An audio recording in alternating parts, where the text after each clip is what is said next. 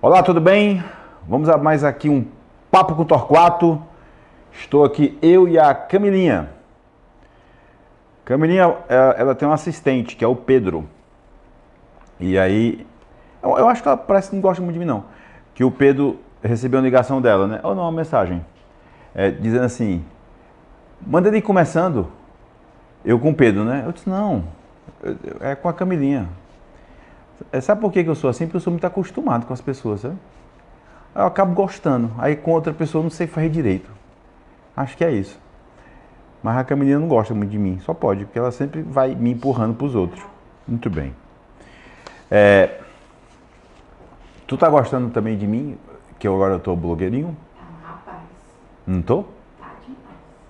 Hoje eu postei até a comida que eu comi. Comida que eu comi.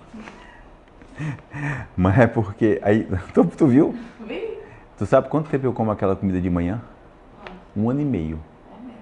Só aquela comida. 3 ovos com 60 gramas de cuscuz com café com canela. 3 ovos com 60 gramas de cuscuz com café com canela. 1 ano e meio. 1 ano e meio. Do mesmo plano. Mesma coisa. Porque às vezes as pessoas, não gosto não, é ruim. Dieta, comida. Eu não olho para essas coisas não, sabia? Eu não quero nem saber se é ruim. Se não faz bem, então eu como.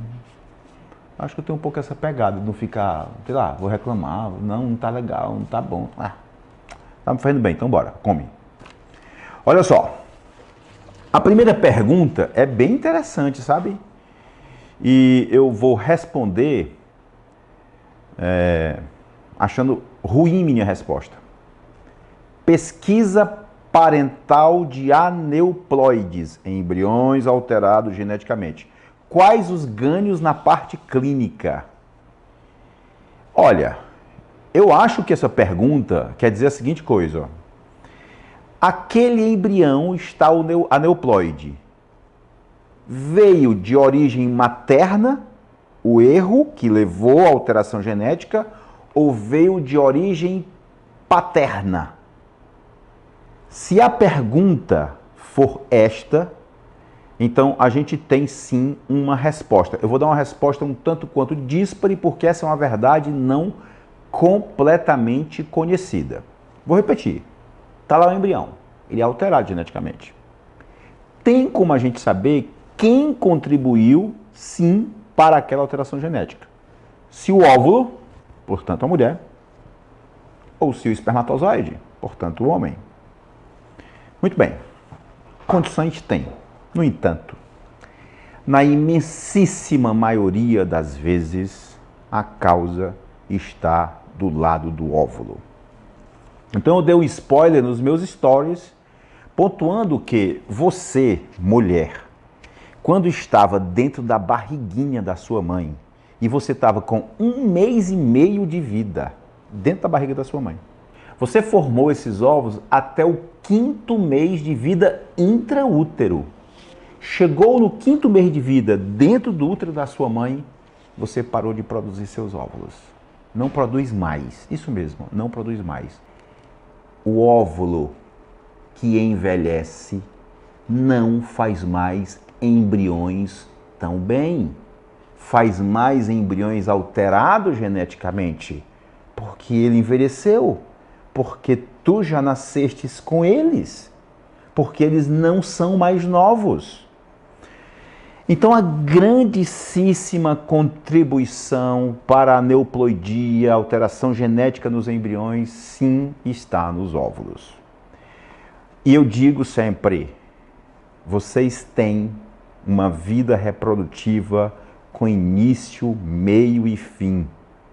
E vocês têm agora uma arma extremamente poderosa, que é a de poder congelar seus óvulos, preferencialmente por volta ou um pouco antes dos 30, se não der antes dos 35. Pode congelar depois? Pode, mas não deixa a janela passar. Pode congelar depois porque você não sabia que isso existia. Então, preferencialmente aí 30 a 35 anos no máximo. Essa é uma arma muito poderosa para se vencer uma infertilidade que possa vir no futuro se você não deseja engravidar agora. Tá. Evangelista, me prova, assim, me dá uma robustez na tua fala que o meu óvulo é o principal fator causador da alteração genética. Vamos para cá.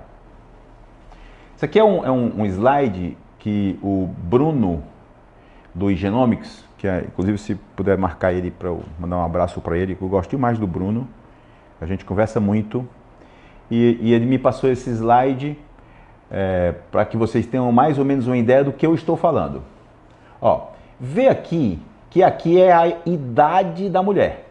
Idade da mulher, tá aqui, claramente. E aqui é o percentual de alteração genética. Muito bem, vamos pegar aqui uma mulher num grande momento da vida reprodutiva de 30, 31 anos. Vamos pegar essa mulher com 30, 31 anos, como vocês estão vendo aqui. Deixa eu tirar aqui um pouquinho aqui, vai ficar mais bonitinho. Vamos cá, aqui gente, ó, 30, 31, 32 anos, 33, a chance de você ter um embrião com alteração genética é de 30%. Ou seja, 70% de chance dele ser normal, geneticamente falando. Agora, vamos subir a idade. Vamos aqui para os nossos 35 anos. Vamos para os nossos 35 anos, mais ou menos aqui. Olha o que acontece. Aos 35 anos, a partir dos 35 anos, olha o que acontece com a curva de frequência de aneuploidia.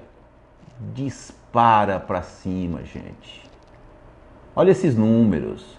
Olha por que a gente tanto fala dessa idade crucial de 35. Olha como é que a curva está aqui e olha como é que ela se comporta a partir dos 35 anos. Eu vou para 50% de chance de alteração genética numa idade de 36. Eu pulo para 60% com 38 anos. Eu vou para 65, 70 com 40 anos. E eu chego a 44, 45 anos com apenas 15% de chance de ter um embrião saudável geneticamente.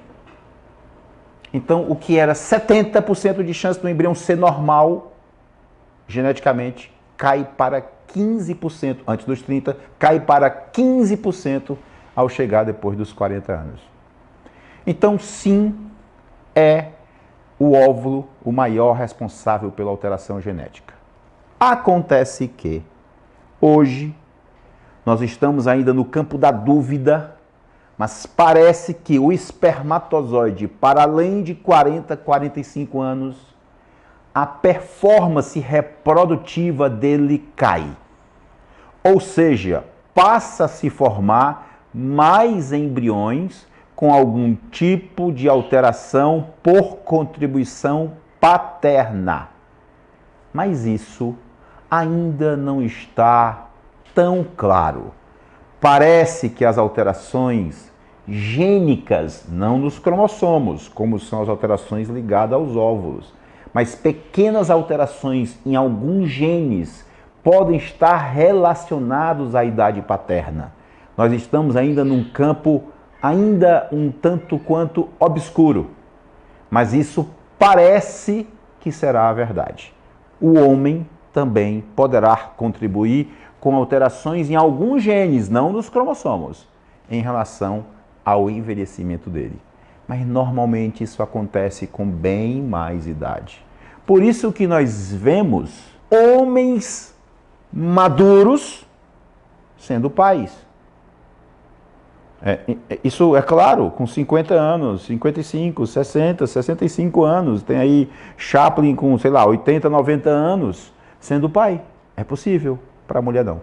Então, a grande, digamos assim, resposta é sim, é a mulher. A principal é o óvulo, o principal responsável pela alteração na aneuploidia, mas com alguma contribuição, talvez paterna, com o avançar da idade. Ok? Todo embrião deve passar por biópsia, se não, quando este procedimento é indicado.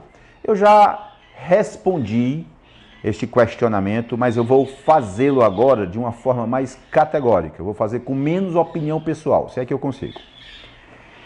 Os trabalhos mais bem feitos nesta área apontam que pacientes com mais de 35 anos, como vocês estão vendo aqui, são pacientes que se beneficiariam mais de se fazer a biópsia.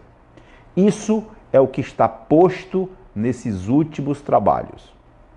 Quando eu disse que eu não ia tentar dar minha opinião, mas eu não consigo. Hoje eu tenho uma atitude diferente. Eu acho que o teste genético deve ser conversado com todas as pacientes que fazem fertilização in vitro. Cabe a decisão de fazer ou não ao casal, ou à parceira, ou ao parceiro, casais homoafetivos, casais masculino e feminino. Cabem a eles. A mim cabe a ajuda. A mim cabe o auxílio. A mim cabe tirar dúvidas. A mim cabe dar a opinião das sociedades, construir com eles esta informação e respeitar a decisão. Essa é a forma que eu tento me conduzir enquanto médico. Eu não faço mais, não, mas a sociedade europeia fala isso. Tá? Mas a sociedade europeia ela não chora, ela não tem teste negativo, ela não fica esperando um beta-HCG depois de uma paciente ter falhado 3 vezes. Não, realmente eu não vou tanto por aí. Eu acho que medicina está para muito além disso, de um dado, de uma sociedade científica e tudo mais. É importante? É, como linha de direcionamento. Como eu disse, acima de 35 anos está mais indicada a biópsia. Como acontece o registro legal de filhos de casal homoafetivo?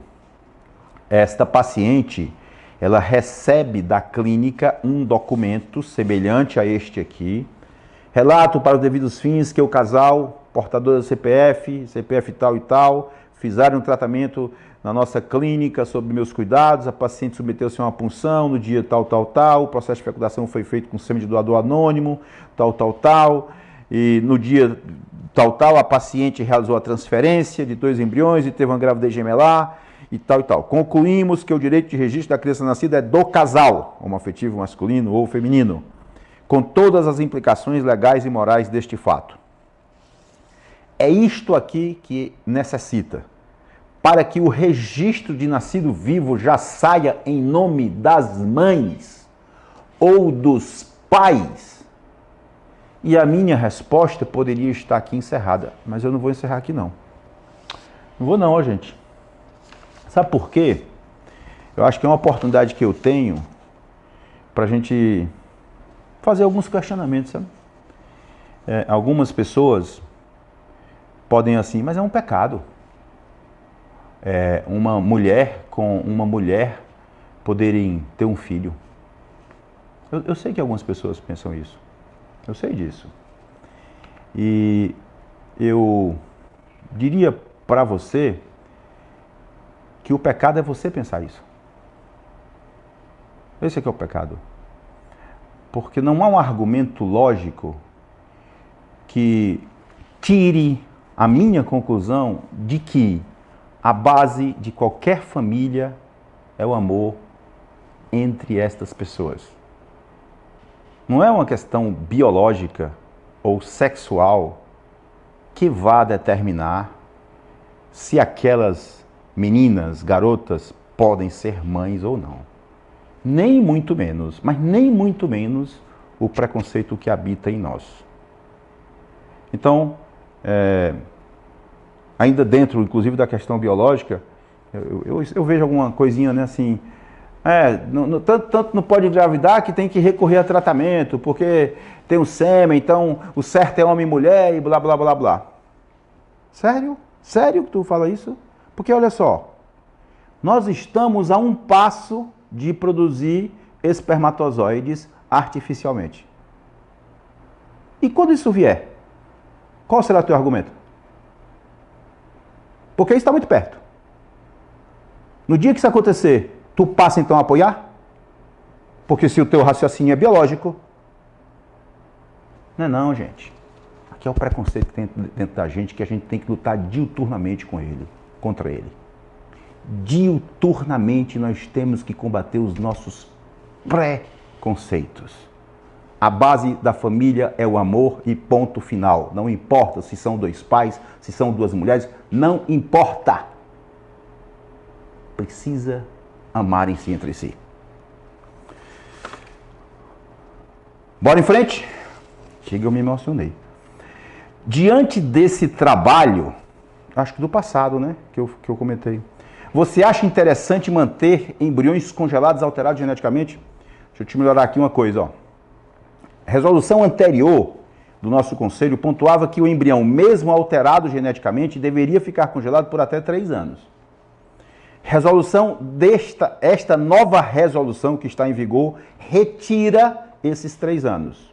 Então você pode descartar embriões alterados geneticamente, segundo o Conselho Federal de Medicina. Ponto. Eu descartaria? Se tu me perguntas isso, não. Eu deixo a história se findar. O que é a história se findar?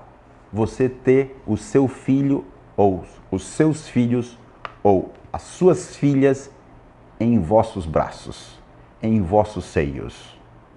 Quando isso ocorrer, possibilita-se, aventa-se a possibilidade de o descarte de embriões alterados geneticamente. Porque, conforme eu disse no trabalho anterior, de 102 transferências de embriões alterados geneticamente, nenhum nasceu. Acontece que nós estamos falando de 102 transferências. Eu não estou falando de 1 milhão de transferências de embriões alterados geneticamente. Eu não estou falando de sequer 1000 transferências de embriões alterados geneticamente. Então, a verdade, ela cresce na medida que os números aumentam. Por isso que eu respondo a você dessa forma. Mantenha este embrião até que se ultime a tua jornada. Até que se finde o teu sonho. Aí tu pensa nessa possibilidade. Mas o conselho já sim permite, como eu acabei de falar no início da minha resposta.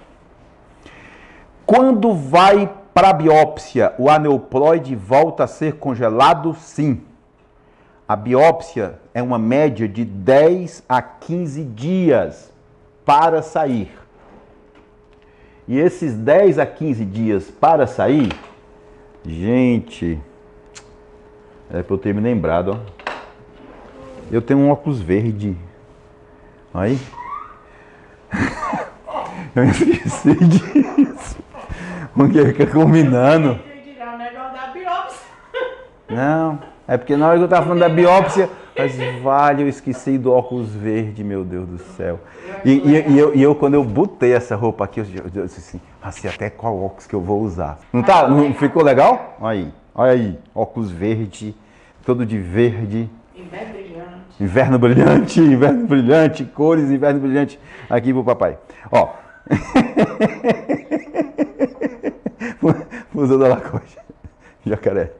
Sim. São 15 dias para a biópsia sair. Então, esses embriões têm que ser congelados. Eles não podem ficar cultivados. Na resolução, os embriões não podem ser cultivados a vida toda. Existe um time, se eu não me engano, são até 14 dias.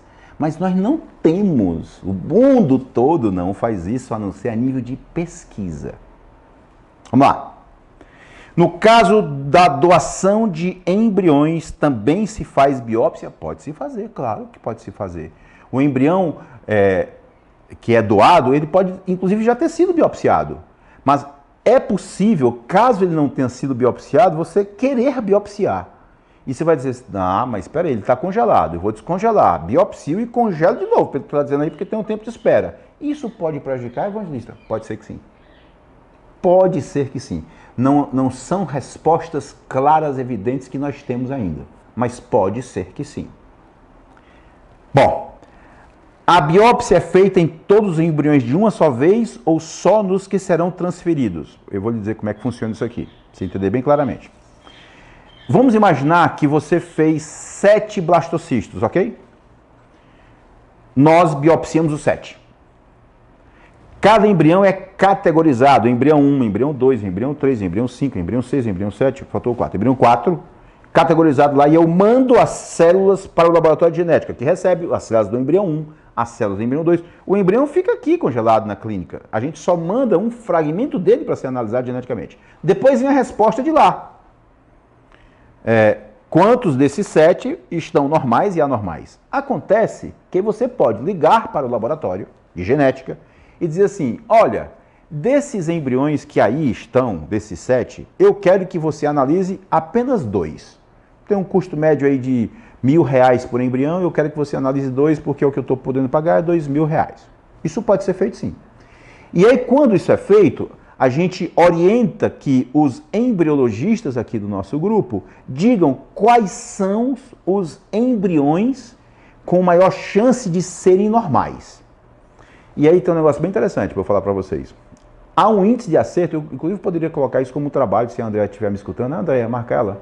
Andréia, embriologista, para a gente fazer um trabalhinho nesse sentido, saber qual é o nosso índice de acerto usando a Embryoscope. A Embryoscope é uma incubadora com um programa de inteligência artificial que notua, que pontua, dá uma classificação, dá um número para o embrião, juntamente com os embriologistas. Então, a gente diz para esse casal, ó, os 2 melhores daqueles 7 é este aqui e este aqui. Aí eles vão lá e analisam só aqueles. Então eu consigo responder a tua pergunta. A biópsia é feita em todos os embriões? Sim. Sim, em todos os embriões a gente faz. Mas você pode não analisar todos de uma vez. Isso vai muito de custo financeiro. Quando esses casais perguntam isso, vai muito de custo financeiro.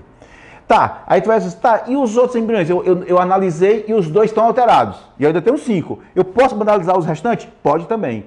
Essas células que nós enviamos ao laboratório de genética fica guardada, se eu não me engano, por até 1 ano.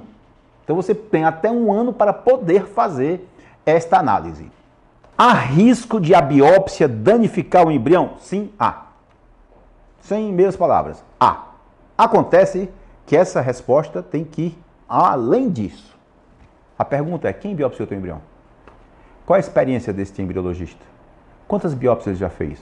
Onde ele foi treinado? Qual é a taxa de degeneração deste embriologista em relação aos embriões biopsiados? Tudo isso nós temos aqui guardados.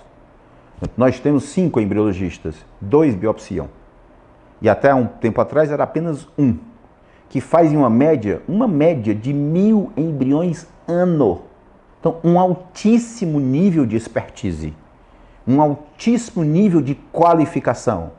O que faz com que a taxa de degeneração nossa seja extremamente baixa, algo por volta de 3%.